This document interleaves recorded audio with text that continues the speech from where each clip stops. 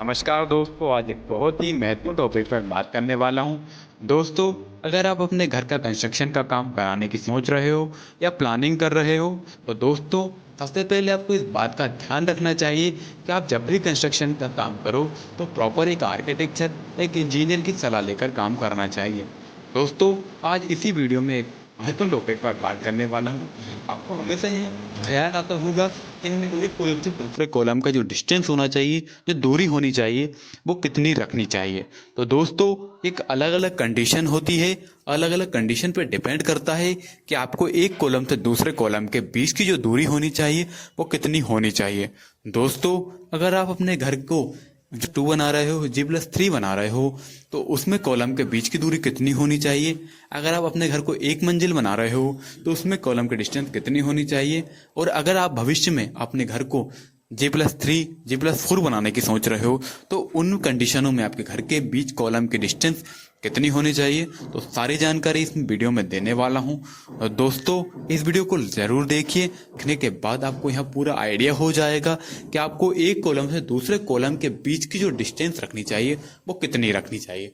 सबसे पहले बात करते हैं दोस्तों, अगर आप अपने घर में हॉल बनाने की सोच रहे हो तो अक्सर आपने देखा होगा कि हॉल में आप कॉलम बीच में दिखाई देता है और आप उस कॉलम को नहीं देखना चाहते हो, कि आप उसकी दूरी को बढ़ाना चाहते हो। तो दोस्तों, आपको किन बातों का ध्यान रखना चाहिए। दोस्तों, अगर आप अपने घर की जो हॉल में अगर हॉल की दूरी हॉल बड़ा बना रहे हो, मान लीजिए आपका हॉल 10 फीट बाय 20 फीट का है, तो आपको किन बात का ध्यान रखना चाहिए। सबसे पहले दोस्तों, अगर एक कॉलम का डिस्टेंस आपकी 20 फीट है या 15 फीट है तो आपको दूसरे कॉलम की डिस्टेंस हमेशा 10 फीट होनी चाहिए, उससे ज़्यादा नहीं रखनी चाहिए। इस बात को आपको विशेष ध्यान रखना चाहिए दोस्तों।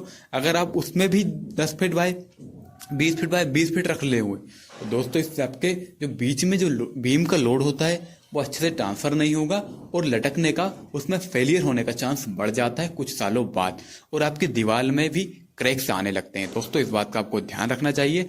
जब भी आप अपने कॉलम का डिस्टेंस रखो, अगर आप होल बना रहे हो तो आप 20 फीट एक दीवार रखिए और दूसरे दीवार का बीच का डिस्टेंस 10 फीट होना चाहिए।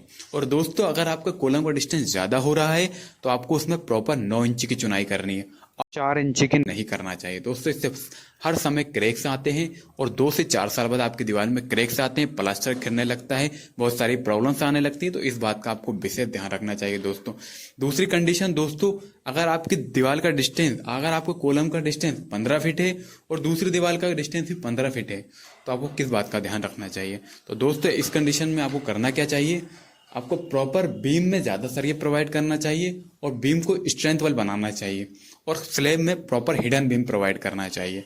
इससे दोस्तों होगा क्या कि अच्छे से बीम अपनी मजबूती से अपने पोजीशन पे रहेगा और जो कॉलम का साइज होता है दोस्तों, उसको प्रॉपर आपको थोड़ा अच्छा बनाना चाहिए। 300 बाई 400 का कॉलम का साइज रखो तो बीम का साइज भी उसी कैटेगरी का रखना चाहिए, जिससे अच्छे से लोड ट्रांसफर होगा।